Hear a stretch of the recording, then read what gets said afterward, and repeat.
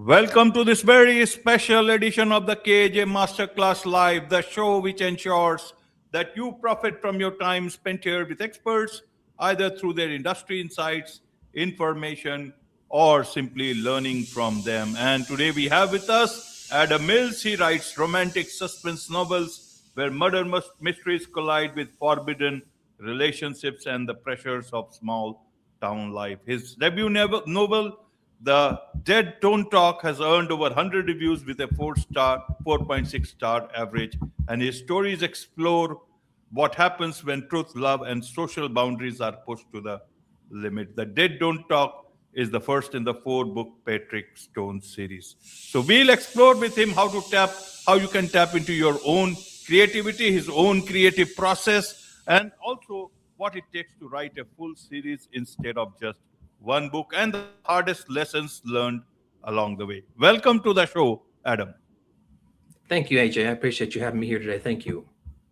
You are welcome. Welcome to the show. Welcome to India in this online form, Adam. And I'm sure not just in India, but a lot of people a lot of writers, budding writers across the globe will benefit from what we are going to talk right now. We'll learn from you about how one can write a series and much more. But before that, let's talk a bit about your journey, your background, your story, so that the audience knows who they are listening to. Great. Thank you, AJ. I would say fundamentally as a person, if you had to describe me in one word, it would be a writer. I've been writing fiction since I was a child, probably 8 or 9 years old. And I've always really loved to write. But I have lived in a small town when I was a child and a teenager. I live in a small town in Tennessee now. I lived in larger cities for a few decades. I lived in Nashville, Tennessee, and I also lived in Mexico City for 3 years. So I'm familiar with the small town aspect of a backdrop of a story. That's what most of my work focuses on. And I'm really excited to continue that work. Absolutely. So, what is your work about? Who do you write for? Why do you write for? Tell us a bit about that, so that the audience can understand what is it that Adam Mills is all about. Well, I think I started out writing for myself. I think that was who I was writing for, and writing for an audience came later. So I think it's important to note that when I was starting to write the Patrick Stone series, it didn't start out as a series. I know that's what we're going to talk about today. I was in a coffee shop in Mexico City. It was a nice day. There was a lot of open air, and I had a spiral notebook. So that spiral notebook, I sat down and I said, I need to write a novel. I don't know what it's going to be about. I started writing, and the idea of the characters came to me. The idea of the backdrop came to me. And it was only in writing the manuscript later that I was able to fill in the details. So that's important to note as well. Absolutely, absolutely. But writing a series, and that too, it's not a easy thing. What made you think that this is something that you would want to continue? And if I understand, it's The Dead Don't Talk is the first in the four-book Patrick Stone series.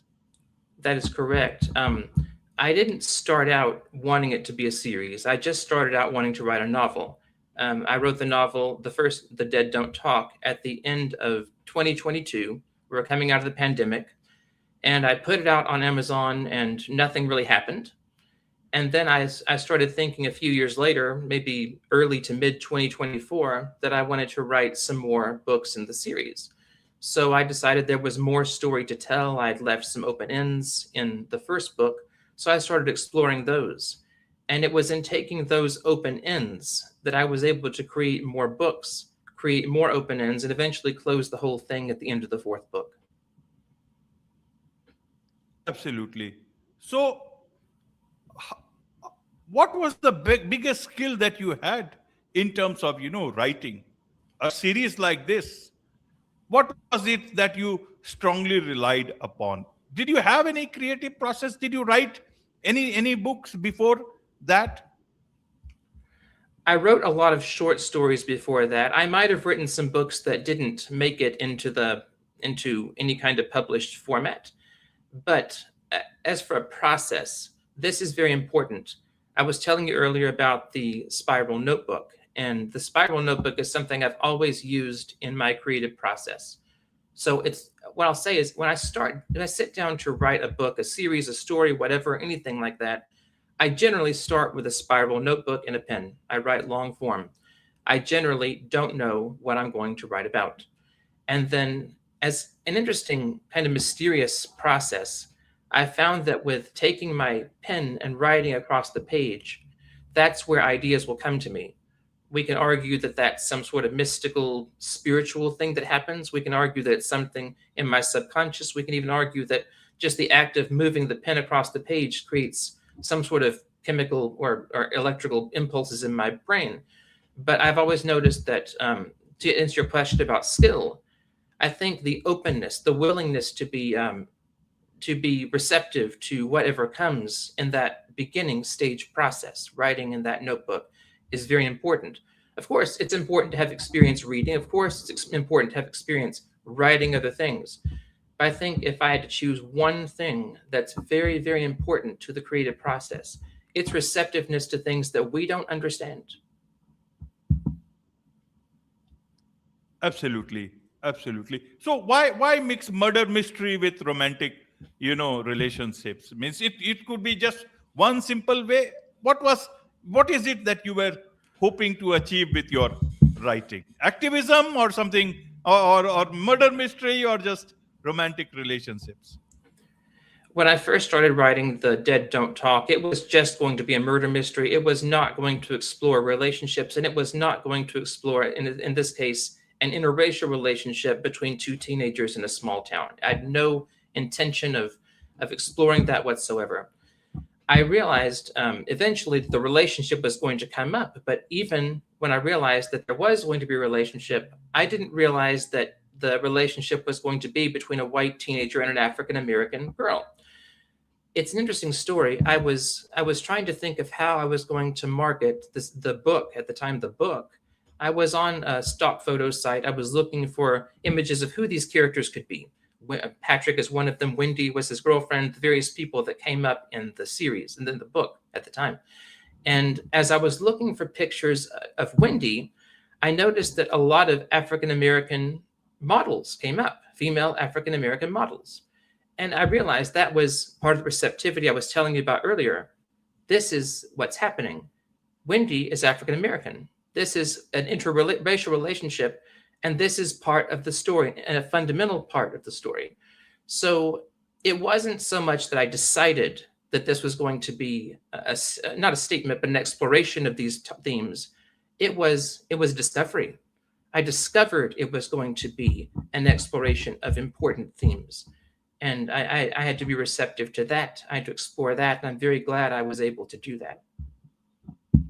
Absolutely. How challenging was, bringing those characters to life that were in your mind? Was it easy? Was it very difficult? That was 2022, if I understand. Yes, yes. It was challenging in ways that I wasn't expecting. So, as a person, a man of not a man of color, I felt like I was tasked, or I tasked myself with writing characters of color, and that was the most challenging thing I could do. I have had people tell me, even people who didn't read the book, that I had no right to write characters that I was not fundamentally familiar with on a personal level. Um, I think that was the challenge. I think approaching this with sensitivity, with compassion, with some research, and trying to convey a character in a way that was somewhat accurate from what I could tell, that was the true challenge. I hope I did that. 2022 politics was different. 2026 politics is different. Would you Yes. have written the same book even in 2026? That is a fantastic question. The answer is I'll have to explore that as I answer it, because I'm really not sure. things are different, especially in the United States and around the world in 2026. Things are very, very different. Would I have written the same book? I don't know. I will say this. I was telling you about the spiral notebook. I was telling you about the receptive process. That's what came to me at that time. Would something similar have come to me now? I don't know, because I'm not sure. Would I have wanted to write something like that in 2026? Maybe. I think there are other themes that are more pressing right now. But this is also a very pressing theme when you're talking about issues of race in the United States. We have a very ugly history of race in the United States. When we're talking about issues of small town politics and things like that, these things still are relevant, but I don't know that I would have written the same book in this exact time frame. Absolutely. But when 2022, as we talk about, talk about race, politics, and culture, that point in time, it was important. In 2026, it's perhaps even more important to understand it. How would you want people to understand these things in today's time when there is so much of toxicity, politics, and noise around these things? Well, to answer that question, that's a fantastic, fabulous question that I've been asked a few times. Regarding a statement, what do I want people to take away from the book? What do I want people to understand from the book? I want to humbly clarify that I'm not trying to make a statement about someone else's lived experience. That's not what I'm trying to do. I'm trying to open a space of exploration. That's what I tried to do with the book. And I opened it really to going back to your first question of who I write for. I was opening the exploration for myself. I was trying to explore these themes myself. When my readers take the books, what I'm hoping they'll take away from the books, what I'm hoping they will understand is exploration. I hope they will open their own space for exploration of themes that are important in race, in relationships, in small towns. I hope it's exploration that I would want them to take away from this. Absolutely. When you write a book like this, novel like this, what about your creativity? Do you think you have met the aims of your creativity, or you think your responsibility is first towards the society and write stories around that? And creativity can either be, it's very good if it comes along with that, or maybe in something else it will reflect. My responsibility when I wrote this book was to myself, first and foremost, at that time, late 2022, at that time, I'm going to specify that.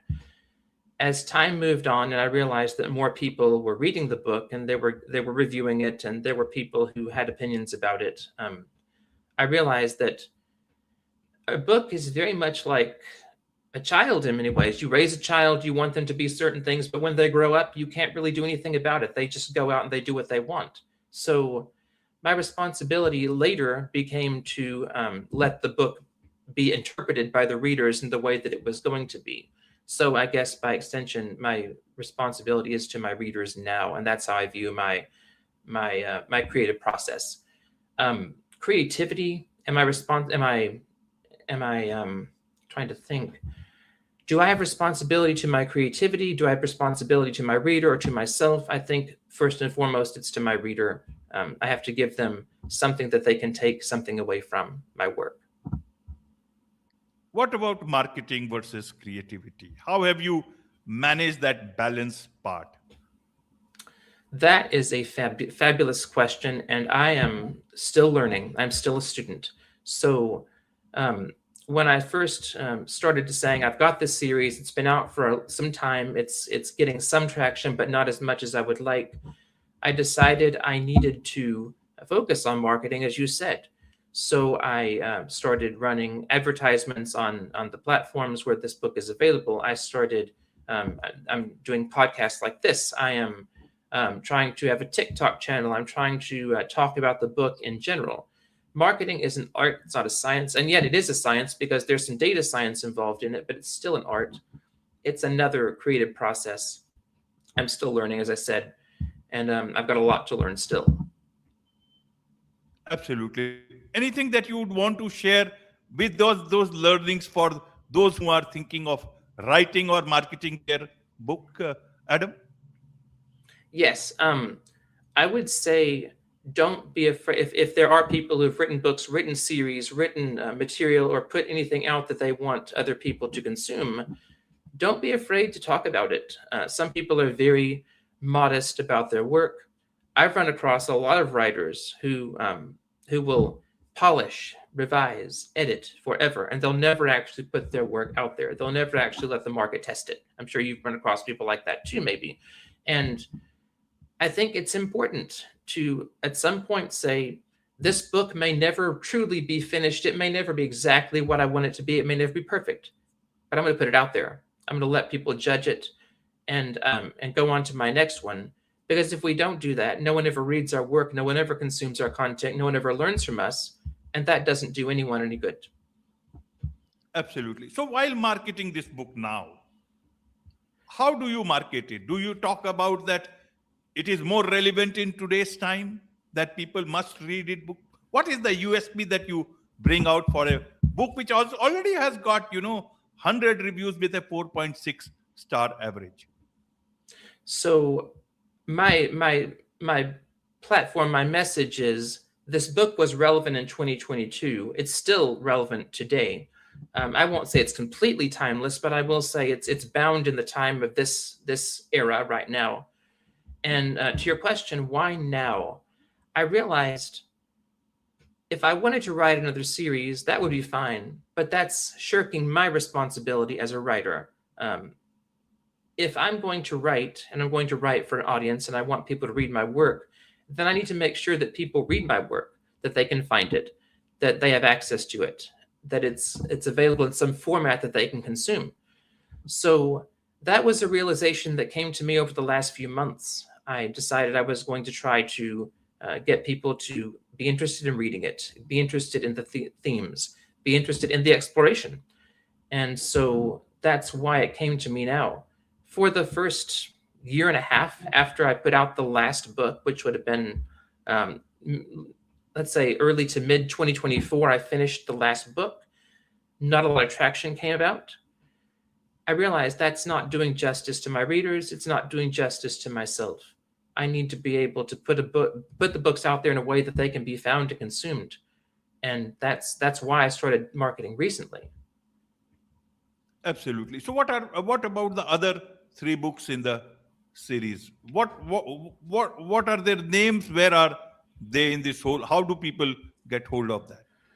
Sure. So the other three books in the series, I'll back up a little bit and say each book focuses on a different crime that the teenage detective, let's say Patrick, is trying to solve.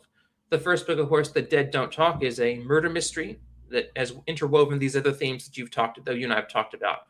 The second book is called The Past Don't Fade, and it is about a theft. It very heavily explores themes of race in the United States, and in some ways I've gotten some criticism for it. The third book is called Angels Don't Burn, and it explores an arson. The fourth book is called Lies Don't Deceive, and this is where all the questions that came up in the previous three books are suddenly answered. So Patrick has a confrontation with his mother. His mother keeps coming up in these books. We don't know where she is until the fourth book, and then he has kind of an existential crisis because of his confrontation with his mother, which is, unless you've read the books, you may not be familiar with.